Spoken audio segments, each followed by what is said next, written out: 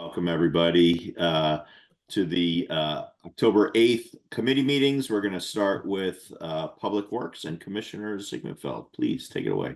Thank you, Mr. President. Good evening, everybody. And I've been forewarned, there's a Phillies game tonight, so we'll move quickly as opposed to my normal meander. So we have a number of items to deal with tonight. We'll go with the agenda. Point one, the receipt of monthly reports and citizen committee meeting minutes. September 2023 Highway Department report. Just before we get into the reports, I wanted to compliment Public Works leadership for their work on the 2026 operating and capital budgets. Most of this will be done behind the scenes, but you have no idea how much work goes into it for each of the department heads and their staff. So thank you, Public Works, as well as all the departments. But since I'm chairing Public Works, I give them the first kudos. The Highway Department report, there's an attachment. And the only thing I wanted to highlight was the fact that the Highway Department under Kyle, so many block parties and so many township events that they're involved with, along with everything else. So just a compliment to that group, and I'll move for approval. I'm sorry, I was in a hurry. I was trying. Commissioner Rappaport, do you have additions to the minutes? Well, I just wanted to call out a big thank you to everybody. The creek signs that are up all over the township, marking, identifying our previously unofficially named creeks. Very exciting to see them. Really appreciate the work of the whole team involved. That includes the grants from TTF partnership, Mr. Dermer, Ms. Brinker, our Parks and Rec folks, the whole sign group at Public Works. So everybody, thank you. They're just a terrific asset and highlighting a terrific township asset. So thank you. Absolutely. And there's a lot of complicated spelling, so I hope they did it right. Oh, any other questions? You know what, Tim Esposito and also the naming committee. Sorry. Okay. Yeah. Any additional questions or comments for the Highway Department report for September 2025? I see none. I'll move for approval. All those in favor? Aye. Aye. We'll go to item B, August 2025 Refuse and Recycling Department report. I'm also going to go to item C, the September 2025 Parks Maintenance Department report. Are there any additions or comments on the minutes? I see none, so I'll move for approval. All those in favor? Aye. Thank you. Item D, September 2025 Street and Traffic Light Superintendent report. Just a comment here that at the end of his report, Mr. Stuckert, added a section that said additional works on his report performed. And I'm just astounded. He's on page 5 and he's still adding more things. So Joe, just a compliment to you. I know you have a new member of your team. I wanted to acknowledge that we're continually appreciative of your work. I see a hand up. Is that you, Commissioner Lewis? No. No? Okay. I just saw it on my screen. All right. So I'll move for approval of the Street and Traffic Light Superintendent report. All those in favor? Aye. Aye. Thank you. Item E, September 2025 Fleet Superintendent report. I'll also go to item F, September 2025 Stormwater Coordinator report. So I'll ask if there are any additions or corrections to those minutes. I see none. I'll move for approval of those minutes for both items E and F. All those in favor say aye. Aye. Thank you. Item G, Shade Tree Advisory Committee, September 11, 2025. There is a report. Just want to add, there's going to be a couple of items tonight in which the Shade Tree weighed in on 1777 Willow Grove Avenue, which is the Foxlane home development. And that will, in fact, come into play later. But I wanted to mention that there was unanimous but conditional report approval for that. And I'll ask if there are any questions or comments beyond that. I see none, so I'll move for approval of the Shade Tree Advisory Commission minutes. All those in favor? Say aye. Aye. Aye, thank you. And item H, the Environmental Advisory Council, September 15th minutes. Are there any questions or comments on that? I see none, so I'll move for approval of the EAC minutes for September 15th. All those in favor say aye. Aye. Thank you. Item 2, old business. Consider recommending the Board of Commissioners authorize Janet Fleming to proceed with final design service on the Robinson Park Stream Restoration Project as proposed in its September 22, 2025 proposal, not to exceed $128,000. I'll simply say that for those of you who did take the time, there's a detailed 12-page report that's attached to this.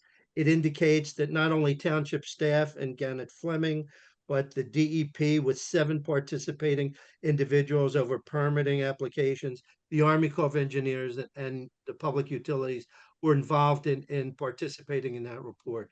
So I'll ask if there are any questions or comments from members of the board or from staff on this. I see nothing from members of the board.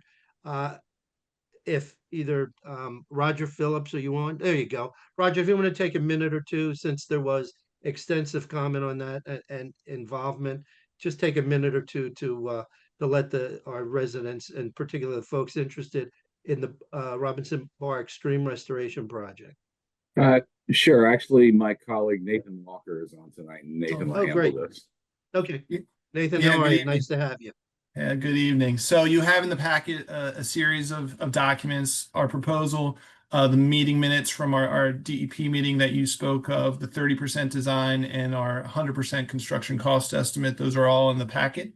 And that's what's on the agenda tonight is our proposal with 6 different tasks in it that would take the design from the 30% that we've been working with staff and members of the public over the last year plus, maybe a year and a half, kind of tweaking that design, getting it right as a 30% design. And then so our proposal tonight would take that to a 90% design, work through all the DEP, Army Corps permitting, work through a joint permit application, a general permit with DEP for the stream obstruction and encroachment, to a final design after we get all that input from the regulators, opportunities for the public through that process, and then eventually back in front of the board for authorization to bid that project using a lot of the grant funds that we've already been awarded. Terrific. That's great. Thank you, Mr. Walker. Appreciate it. Are there any additional questions or comments from members of the board? Commissioner Rappaport, I see your hand. Right. Thank you very much. And thanks to our engineering team for the report. As the board knows, we did receive a bunch of questions, I think around 13, from the Friends of Robinson Park. And I do think it makes sense to get answers to those on the 30% design prior to our vote tonight. So to get that started, I'm just going to ask a few of them myself rather than any of my other questions. So one of the questions had to do with whether there are any bridges or any way to cross over the daylighted creek, say from the Greenwood Avenue side to the pond side. And also how the access for mowing or equipment coming in to do whatever maintenance is needed. Yeah, so if you want, I can go back. Yeah, we can have this. I can start answering those questions. That would be great. If we Thank through all 13, sure. Yeah, at this 30% design, we did not put in the bridge yet. We had, if you read a year and a half ago, we had a loop trail going around the park. We pulled that out for the 30% design just because it wasn't important for the next step, which was the pre-application meeting, which we had. We mentioned at that meeting that there could be a bridge going over the wetlands that would have an additional impact on the wetlands. And DEP acknowledged that, yeah, you could include that additional impact to the stream or the wetlands in a permit application. We just haven't decided with staff and with staff where that crossing or crossings would go. But yeah, it could occur. And so will that be evident then in the 90%? Yes. Yes. Okay. All right. Let me jump down to, and maybe this isn't your territory, but somebody else's. Does this require Bahar approval before it moves further? And has the State Historical Preservation Office looked at and approved the design? Yeah, I can speak to the Pennsylvania Historic Museum Commission. In order to get permits from the regulators we need, it has to go through their complete process. So they will be informed of this. As far as the Bahar, I think staff will be better to answer that question. Yeah, I can respond to that. Yes, the answer is yes. They would need to, submit something to the Bahar as part of the process. And approximately when does that occur? It's, I guess, I mean, whenever they have something concrete for presentation before the Bahar, it depends on what, where they are, where they what's comfortable, what's a comfortable plan to present before the before they move into deep as part of the improvements. Also, does it make sense for the 30% stage to go to the Bahar? And that's fine. Again, the Bahar may even want, may want a couple reviews as well. So Okay. yeah, it doesn't So, really. Yeah. So the Bahar would have to request it. What's the process? Again, because this is a township project, we can present it at any time before the Bahar for input and potentially a recommendation on a COA as needed. Okay, so, I could request it as a commissioner that next month it show up at the Bahar, right? And that's fine, yes. Okay, so I'll put in that request. And then my last question for now is for the engineers to please explain about the removal of the flume or the channel, because there was some concern sent to us about the impact, potential impact of that on maybe the erosion or something like that for the houses that are, adjacent to the park. Yeah, so you're saying, your question is removing the concrete channel. How would erosion be accounted for? Because right now it's a hard surface, and we would naturalize that surface. That's your question. So with that idea, yeah. So we go through, we look at the drainage area, we look at the model of how the water flows through, the amount of water that could come through there, and our designers will select the appropriate types of vegetation. I don't think there will be.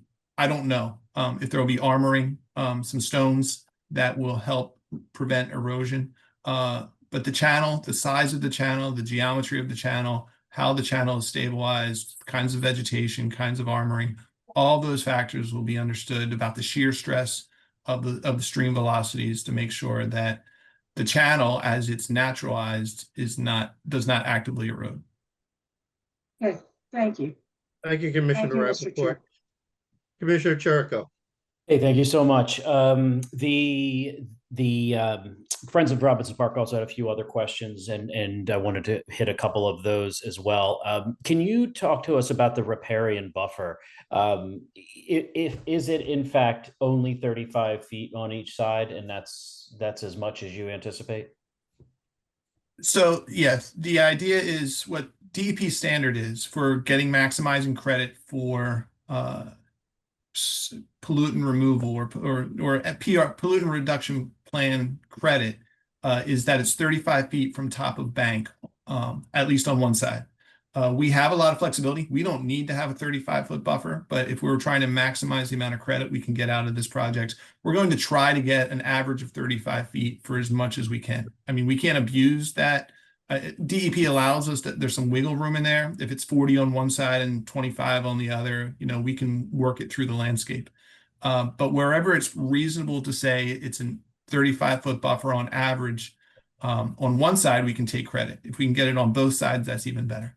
And it's 35 feet from the edge of the creek, is that right?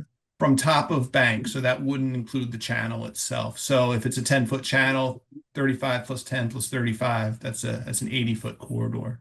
Gotcha. For maximum credit. And is the fact that we are not really touching the pond, is that requiring us to go have a wider riparian buffer to maximize credit? For instance, if we would have more naturalized that pond, would that have required us to do less of a riparian buffer to maximize the credit? Let me see if I get the question. Let me try to restate that again. Yeah, so sorry, it wasn't very eloquent. So again, we had a wetland reconstruction project with the pond. Since we're walking away from the pond, our two ways to get credit are from stream daylighting, and riparian buffer. So we're trying to maximize those two types of credits from DEP: stream daylighting and riparian buffers. We're not worried about wetland credits and constructed wetland credits any longer. And finally, the main question that I have been hearing, or the concern that I've heard from 2 or 3 that sent me emails over the past couple of days, was that there won't be space left, I guess, or lawn left for people to walk or to be to enjoy kind of walking around the park. Any idea on how much, as far as square footage goes or acreage goes, that will not be riparian, will be lawn on this project, in this park? We have flexibility. We don't need a 35-foot buffer the whole way. That's how we get maximum credit. So if we need to shrink it down to a point shorter than that, smaller than that, to increase the amount of turf grass, we have the flexibility to do that. I think through this process, we're going to find the right balance. How much credit do we want, and where can we save turf lawn area for more recreational use? And I guess we haven't decided yet. And and then what does that mean as far as we don't get as much credit? That means what? Allison, could you maybe explain, or Nathan, could you explain, like, what does that mean? We get less money towards that project? Like, I'm just not quite sure what that means then. Yeah, Allison, I'll go ahead. So the township has thousands of pounds of sediment reduction that they have to reduce the discharge of sediment going into the Tookaney Creek every year. The stream restoration, the daylighting, gets you to consider. I don't have the numbers right in front of me, but that's really where you're going to get your lion's share of credit of sediment reduction towards your federal Clean Water Act permit from. The riparian buffer does not get you as much credit as the stream daylighting. So if we just did the stream daylighting with a minimal riparian buffer, we'd still get a significant amount of credit towards our Clean Water Act goals. If we have some flexibility to reduce that buffer, because we're not getting as much credit from the buffer as we do get from the stream daylighting. And not as much as if we were to completely naturalize the pond. Right. If we were to completely naturalize the pond, it's about comparable, about stream daylighting and complete pond naturalization. We worked through those numbers with Samantha, but I think the stream daylighting needs to be our focus, because that's really where the township gets the credit it needs. Thank you, Nathan. Appreciate your. Thank you. Sorry, can you hear me? Samantha, if you want to take a moment before I call on Commissioner Arman, take a moment to talk about the Robinson Park Green stormwater infrastructure, which I think was part of your report, and maybe will help to explain some of this. Yeah, can you hear me? Yes. Yes. Oh, okay, great.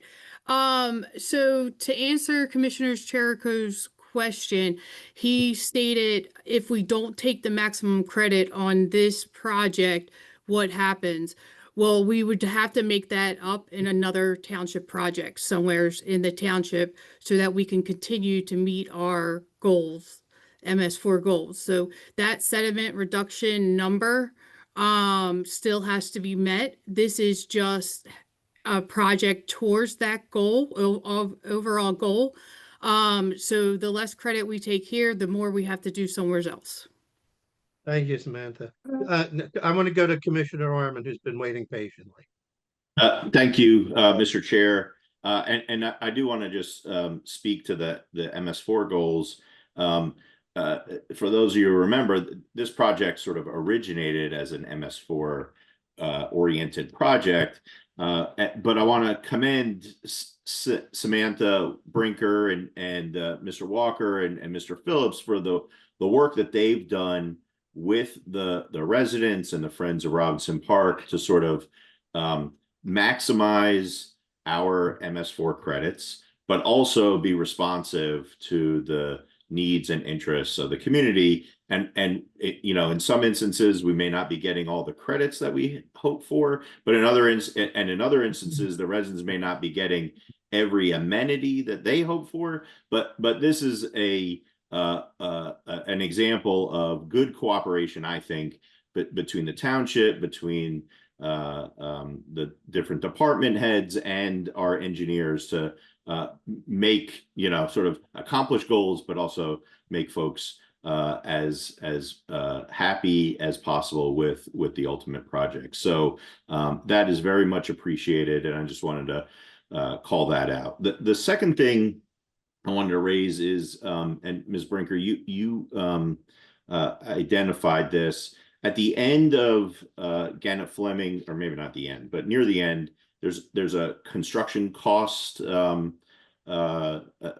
estimate, I think it is. Is that for what we anticipate at the end of the project once it's designed? What we'll be looking at in terms of potential, obviously not holding you to anything because it is an estimate, that it is what we would expect to have for construction costs in this project? Yeah, so Go ahead, Nathan. yeah, so we included our engineer's opinion of probable construction costs. It's there in the packet. That's what, based on current understanding of unit costs and what it's going to take to build this, that's what the cost to construct this project would be for the 100% design. Fair enough. And then Ms. Brinker, would you please speak to some of the grants that we've obtained in order to not only cover the costs for the engineering and design, but also ultimately the construction? Yes, no problem. You are correct. We did receive grant funding through 3 different agencies. And it is about a total of $480,000 we have received for this project, and it will cover engineering and construction. As they go through and get the final, design down, that number may go up for that, the probable engineer's cost estimate.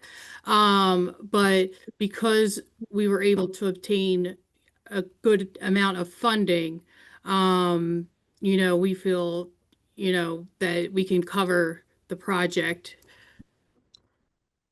That's great. And thank you for your hard work on obtaining that, because obviously the less that has to come out of our our coffers, the better. So I would love to take credit, but that was before I came on board, so that was the rest of the team. Well, to the team then. Much Integrity. appreciated. Thank you, Sam. Thank you. Thank you, Commissioner Mr. Chairman. Are you done, Commissioner Harmon? I am. Thank you. Okay, Commissioner Rappaport. Yeah, just to piggyback on some of those things that Commissioner Arman raised. But that was the amount is distinguished from the item on the top of the agenda that calls for not to exceed the 128,000. That's for the 90%, right? So, okay, so that's one clarification. The other thing is, I know that. Can I clarify that the price that's in our proposal is through the 100% design. Our entire proposal is 100% design through permitting. Right, thank you. And then the other thing, just to clarify, I think at one point we're concerned that they were feeling like all of the credits on their backs, in a sense, and not spread out throughout the township. And I just wanted you all, maybe Ms. Brinker, to just qualify that. I think there were MS credits also over on Renninger, in Renninger project, in Glenside, and in various other places throughout the township. So they don't feel like they're bearing the burden throughout, for all of our credits throughout the township. Oh, believe me, I wish this would take all of the credits, but this is only a small portion. Nathan and Gannett Fleming's team prepared the public pollutant reduction plan that got approved by DEP.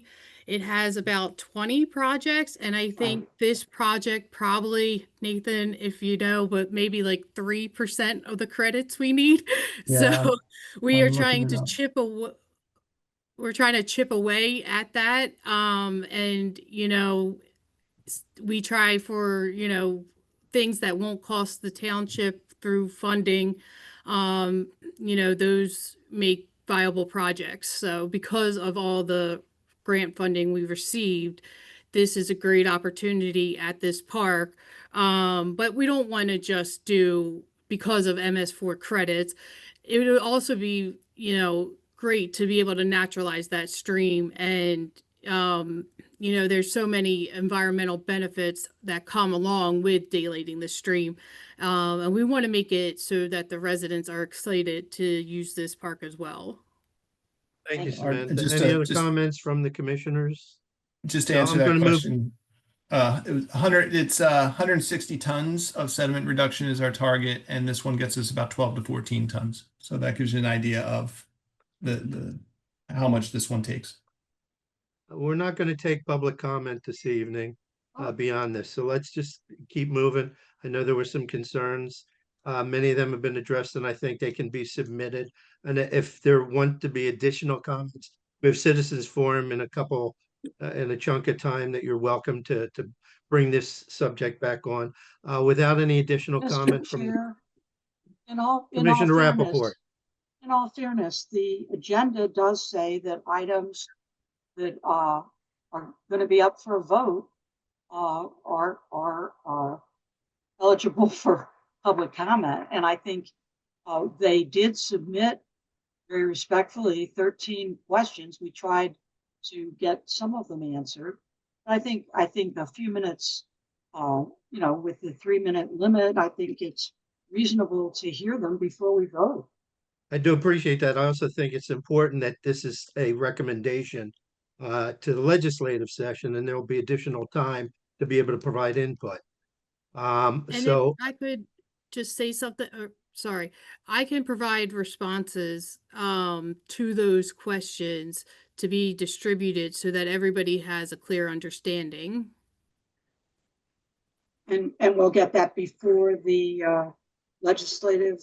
let's vote. get it within a week so that there'll be a week to be able to have people review it. And for the legislative session, we will, permit whoever is Commissioner Arman, or if we go back to this in Public Works, I'll be happy to entertain additional questions or comments for things that haven't been addressed, that were questions that were posed, et cetera. I'm not trying to put closure on the discussion.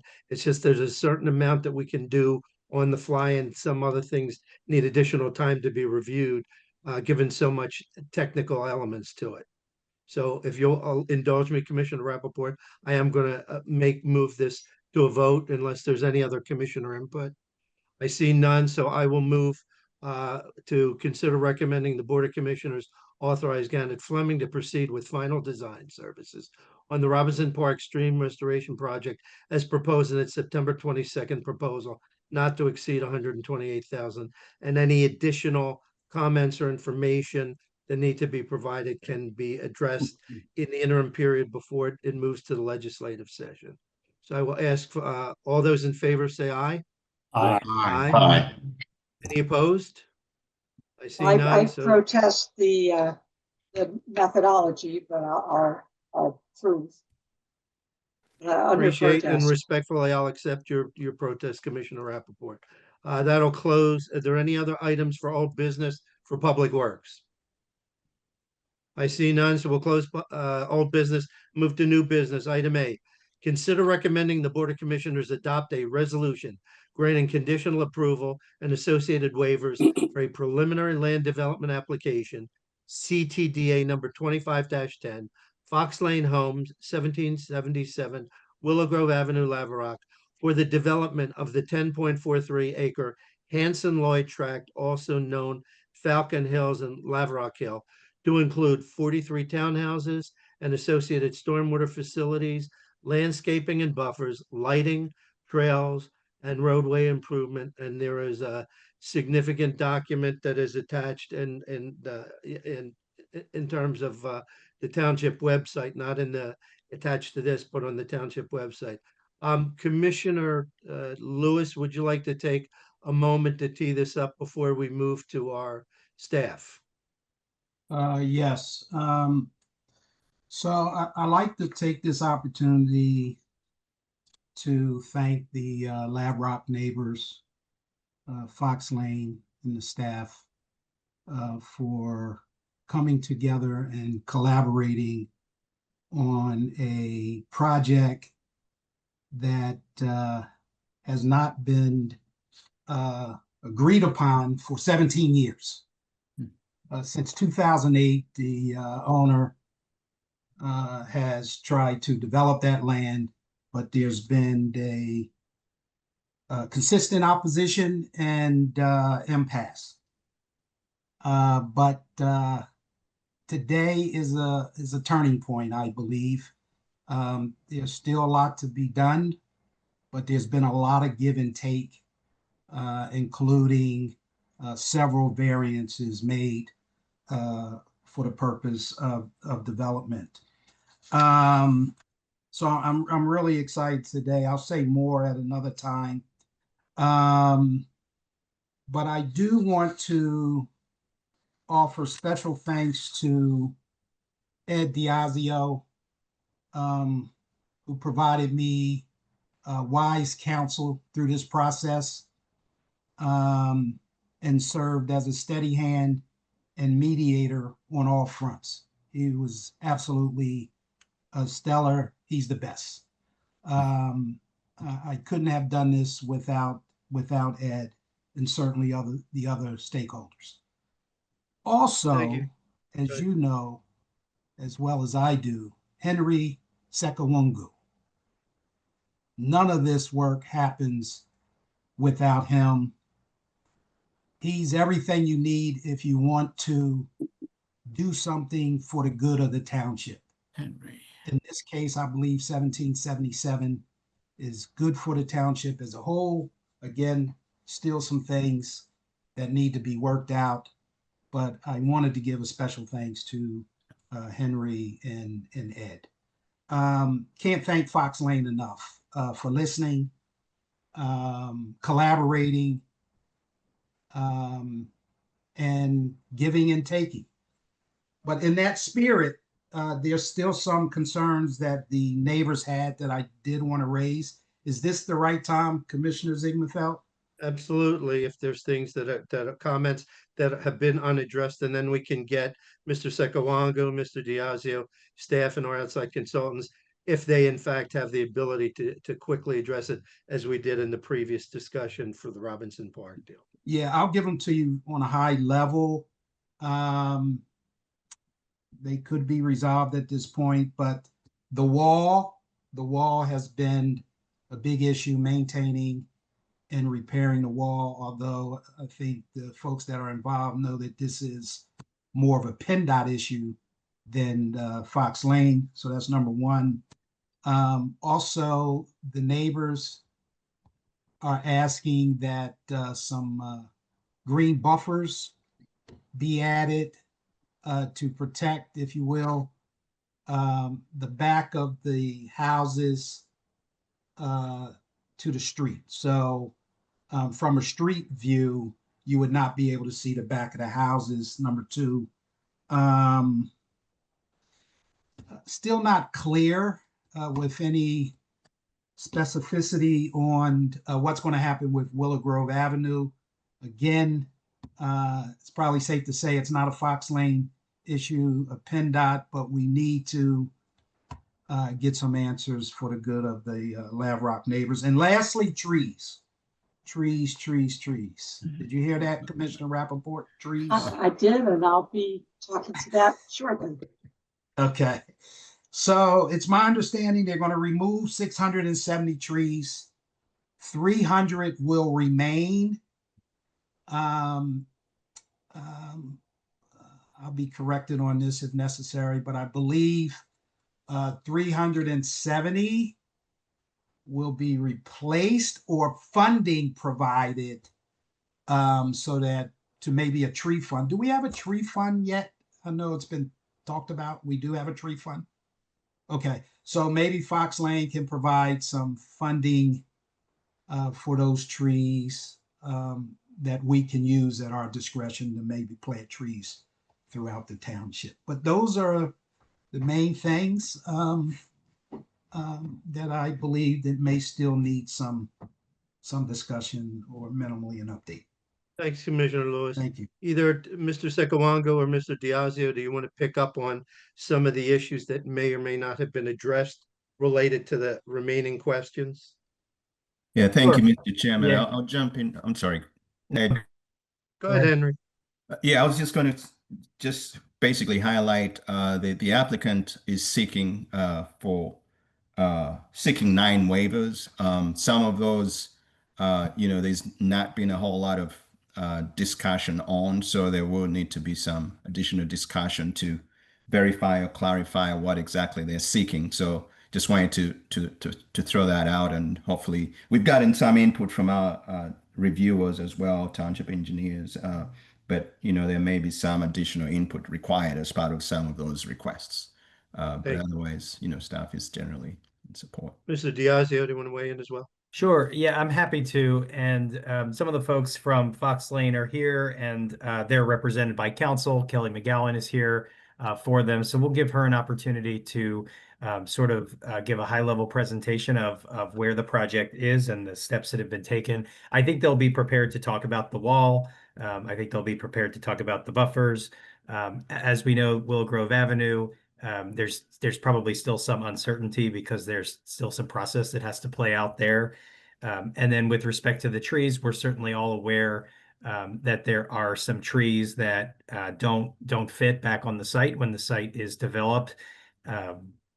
In my mind, the term I use for that is a tree deficit. And so to the extent that there's a tree deficit, I'll work with staff and with our arborist and with the folks at Fox Lane and through council, and we'll come up with a recommendation for the board with respect to either replanting those trees elsewhere or a contribution as a fee in lieu to the Township Tree Fund. That would be my recommended approach. But I think it would be helpful if we could give Kelly an opportunity just to briefly introduce her team and talk about the status of the project. I think a lot of Commissioner Lewis's questions will be answered in just a 5 to 7 minute presentation by the applicant. So I think that works. Ms. McGrath, counsel, if you'd like to weigh in, you're muted right now, but go right ahead. Yes, please. Thank you very much. You can hear me? Yes. Yes. Okay, great. Kelly McGowan, thank you very much. Ed, commissioners, good evening. Thanks for having us this evening. Again, I'm counsel for Foxlane Homes. We echo Commissioner Lewis's statements at the beginning. We are happy to be here, and we're happy to be here with the plan that we're presenting to you this evening. So with me representing Foxlane Homes is Joe Morrissey and John Rathfon on screen. And then also with us tonight is Rob Cunningham. Rob prepared the plan. That's the subject of our discussion.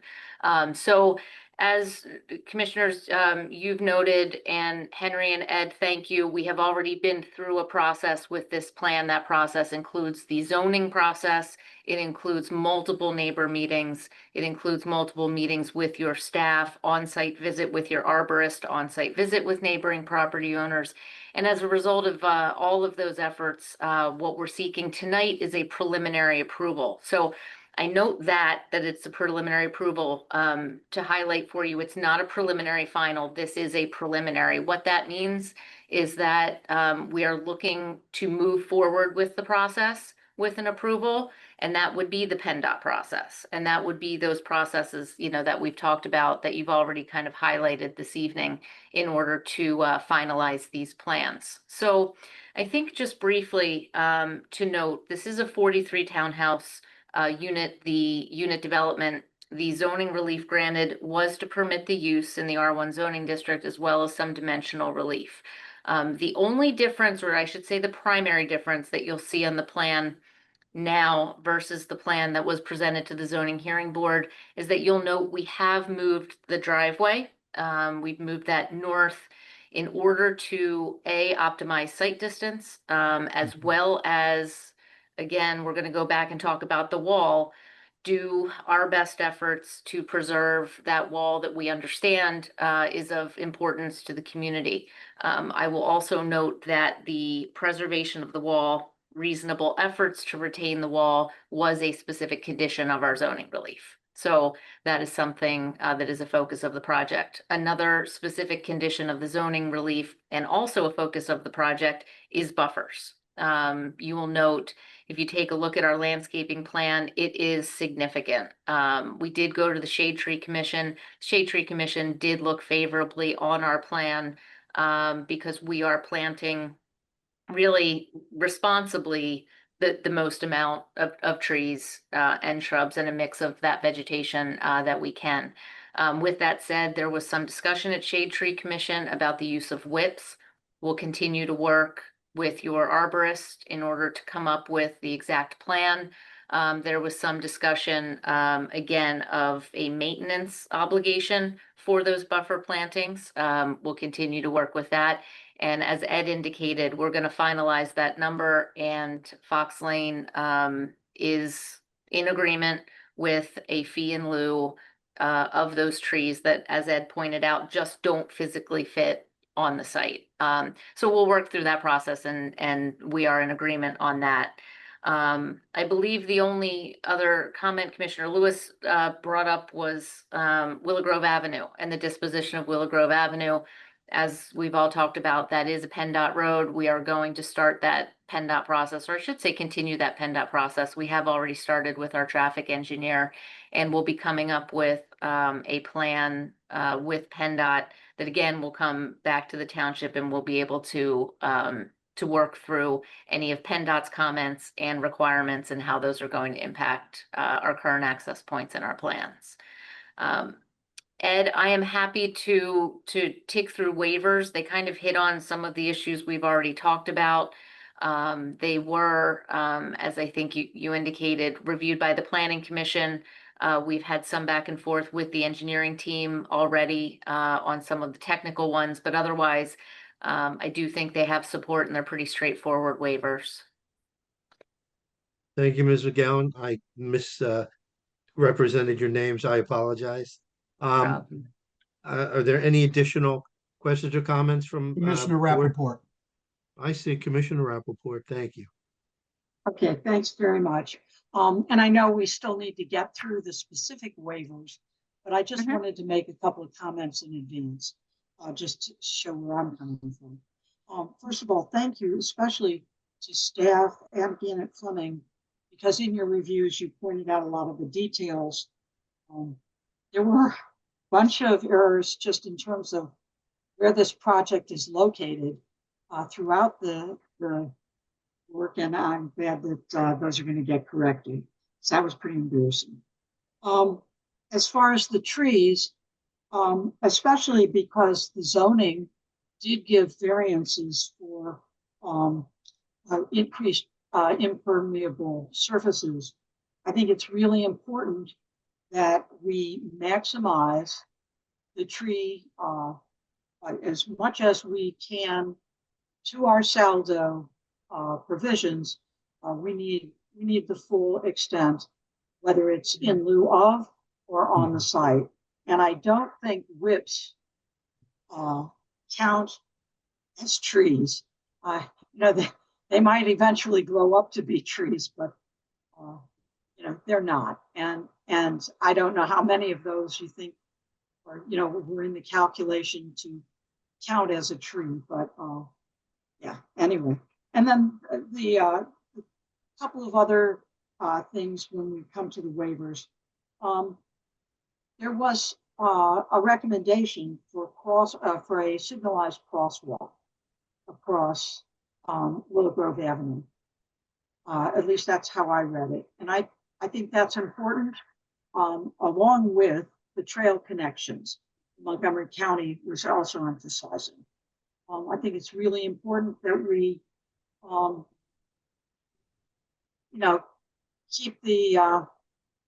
keep the pedestrians in focus, and especially as Willow Grove Avenue gets more and more dangerous, this is super important.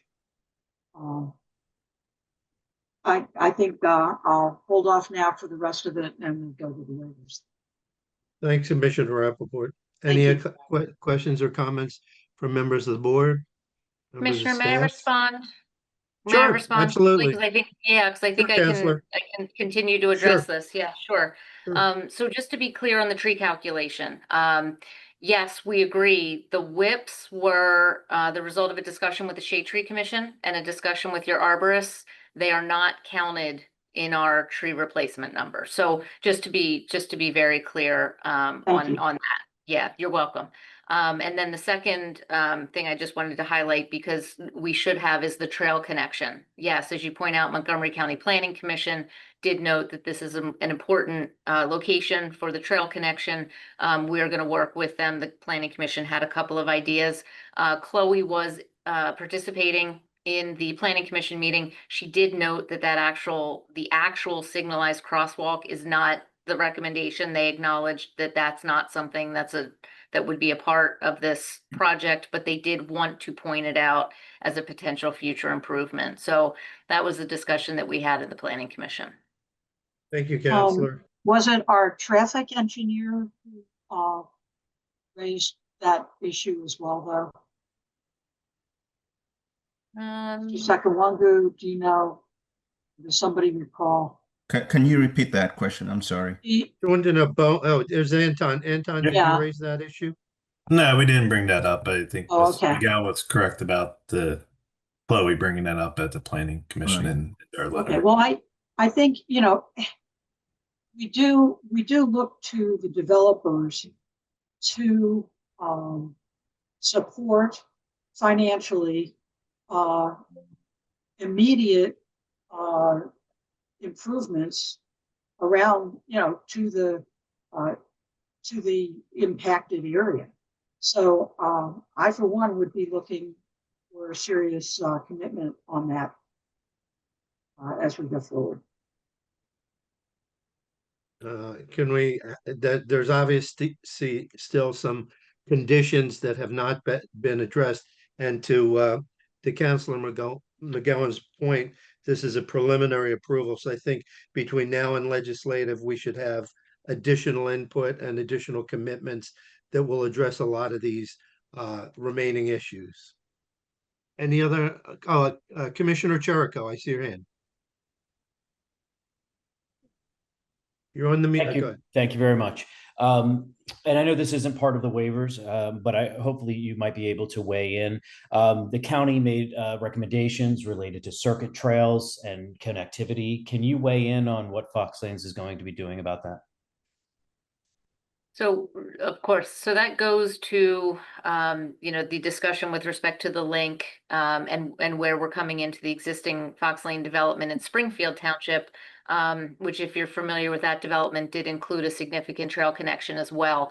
So what is proposed for this property is to actually link into that trail at the location of the emergency access in the existing Springfield Township development, and bring that trail down into this development to Willow Grove Ave. In addition to that, we will have a sidewalk located on one side of the street, interior street, that will also provide pedestrian connectivity throughout the development.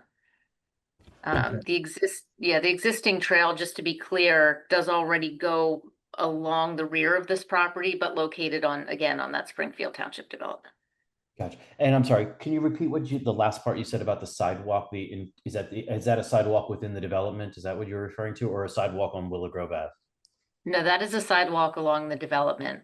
We are actually looking for a waiver for sidewalk along Willow Grove Ave due to the site constraints and due to, again, the issues relating to the buffering and the wall in those locations. Okay. Thank you. Thank you. I'm looking, are there any additional questions or comments from members of the board?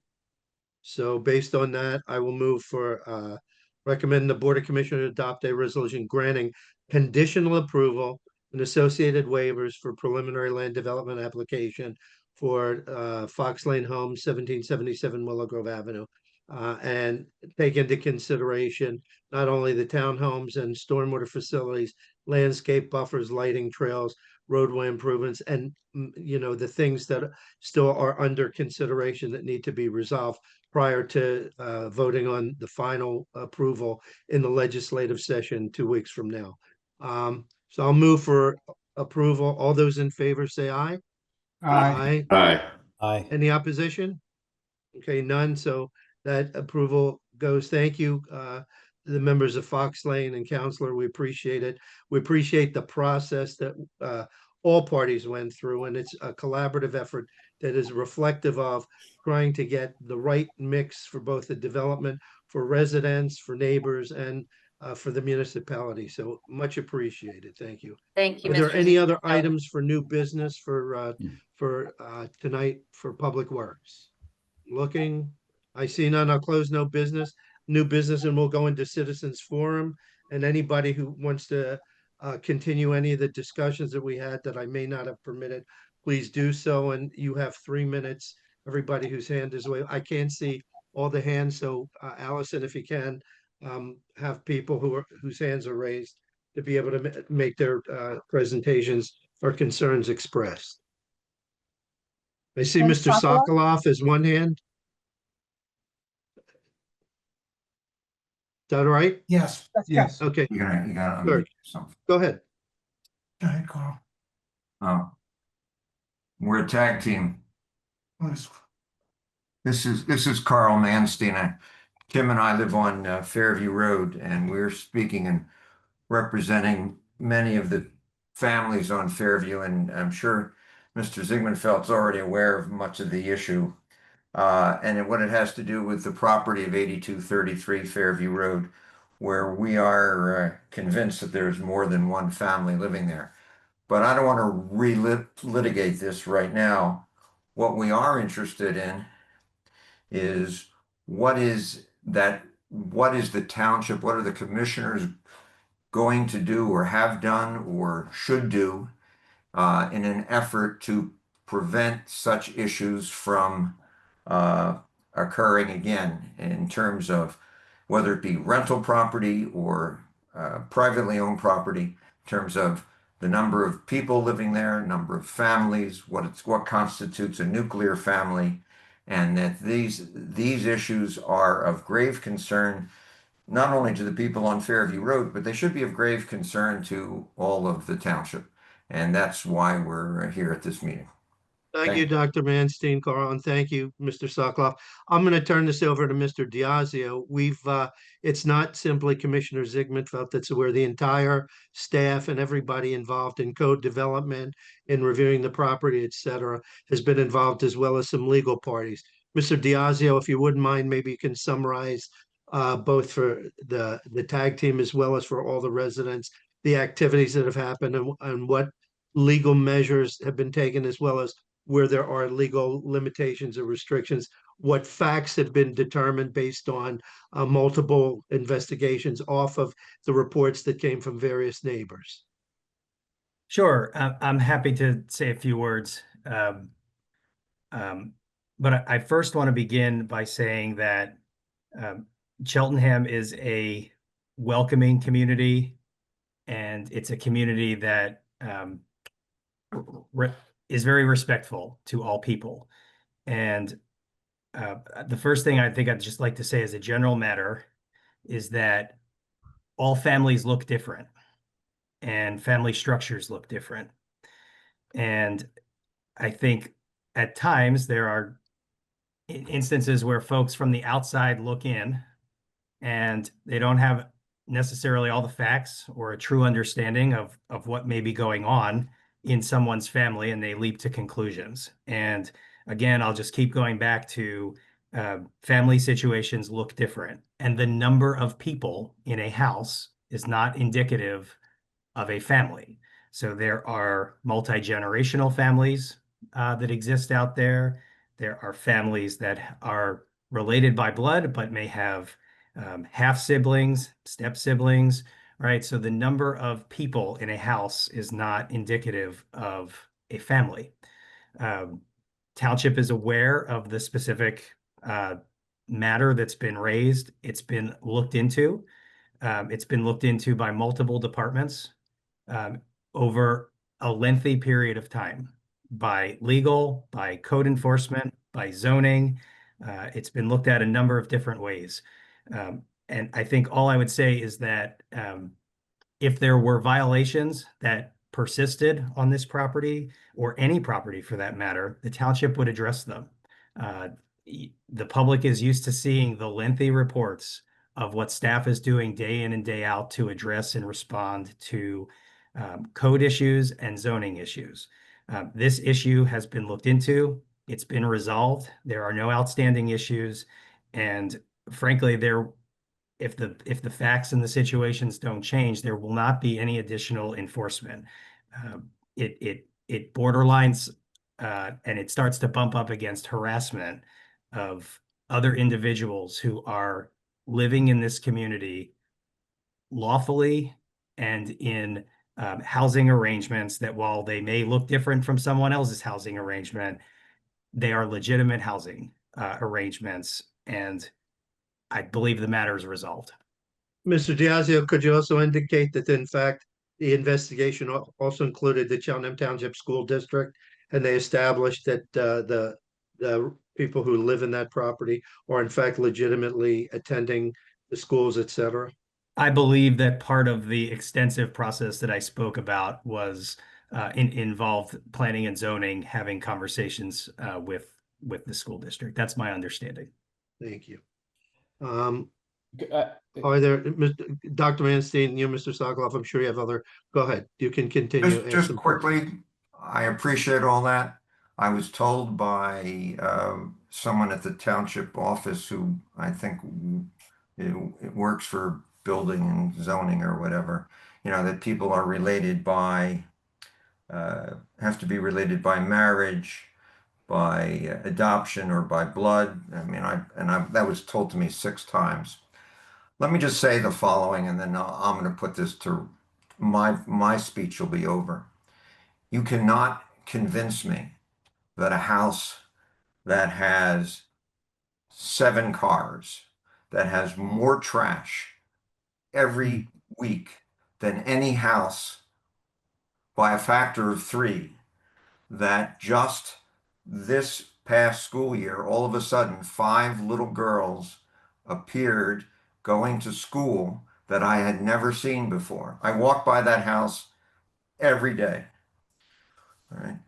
So I don't know who lives there. I don't know what your definition of family is. I just sent a letter to Mr. Lynch. I have a sister who lives in South Africa who is thinking about leaving because of the political climate. She has 8 children. So they're my nephews and nieces, 5 of whom are married. So if she decides that she wants to send her sons to the yeshiva here on High School Road, and she says, until I find a house, how about if I move in with you? Okay, because my kids are gone. And I all of a sudden have 15 people living in my house. What do you think people are going to say? So I want to know, I just want to know, what if there's no limit on the number of people, there's no limit on how that family can extend itself. And Mr. Diazio's very, flowery description of families being different. Let me just say the following, and then I'll be quiet and you can conduct your meeting. This is how, and I've said this many times, this is how neighborhoods deteriorate. This is what happened in many neighborhoods in Mount Airy. Mr. Chairman, I think we're done here. Can we Okay. move on, please? It's a good point. Yeah. This is Thank you. something that's been understood. And I think done. and I think what's not clear and not being said is that there's also fair housing, federal fair housing laws that allow people to live where they want. And I think that is a part of this that I agree. We need to move on from this, because I think this is getting to be. Yeah, I mean, we've been advised by our counsel that this matter is concluded. This sounds like a personal complaint, and I'm not comfortable highlighting individual houses and the types of families that live there with numbers and that sort of thing. I think it's inappropriate for a public meeting, and I think we should move on. Thank you, Mr. Yes. President. I accept your recommendation and concerns and critique. Do we have any other people who want to weigh in on Citizens Forum? I don't see any. Oh, there we go. Brooke Ms. Welch. Welch. Brooke, sorry, Brooke- I know you Brooke is wanted to there. weigh in on Robinson Park, so please do. Go ahead. Hi, good evening. Thank you so much. So I have some questions about the plan itself that I wanted some clarification on. And one of the things that I wanted to know was how, because this is a 2D plan that we're looking at with lines that I don't necessarily have the training to decipher. So I wanted to know, just as a point of comparison, how would this plan look compared to what I see at Renninger Park with that stream restoration? And I also wanted to know about like what the definition of a riparian buffer would be, because it seems as though there's some confusion when I talk with people about it, that it can have different meanings. And I'm curious if the riparian buffer is something that's going to cause us to lose a lot of the flat walkable space that is often used through the park by the community. Please and thank you. Thank you. And let's make sure that those questions, I don't see Mr. Phillips and Mr. Walker on, but I think we should definitely. We're still here, Matt. Okay, go ahead. If you want to take a second just to respond to that, and then in lieu of other questions that need to be addressed, we'll just give a preliminary answer, and then we can put something in writing before we get to the legislative session. Sure. Sure. Nathan, you want to take that? Yep, I'll keep going. So right now the channel is stuck in a 2x4 foot box. So as far as like the 2D to 3D, the intent is to take that box out and flatten out the channel and get it more breadth so that the water can flow across a broader flow path. And that's what it will look like. It might be a 10, 12-foot channel at the bottom instead of the 2 or 3 foot channel. I'm less concerned about the channel because that I do understand. My question is more around like the riparian buffer and what that actually means, what that looks like in terms of what I see at Renninger Park as a point of comparison specifically.